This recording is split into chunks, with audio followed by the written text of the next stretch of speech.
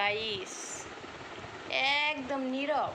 তার মানে বৃষ্টি মরার দিন একলা একলা বাচ্চাগুলো বড় হয়ে গেছে গা, মানে ওই জন্য আর কি। যদি বাড়ির লেগে বাড়ি থাকতো বা মানে ছোটো বাচ্চা থাকতো, মানে টাইম পাস করার জন্য আর কি ভালো লাগতো আর কি এই দিনে। কিন্তু নিজের না, অন্যজনের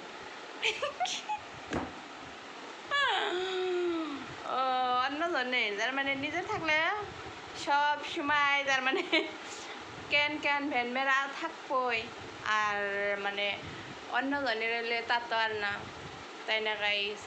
ওই আধা ঘন্টা 1 ঘন্টা বা 2 ঘন্টা রাখলাম, মানে টাইম আর কি পার হইল ওই হিসেবে।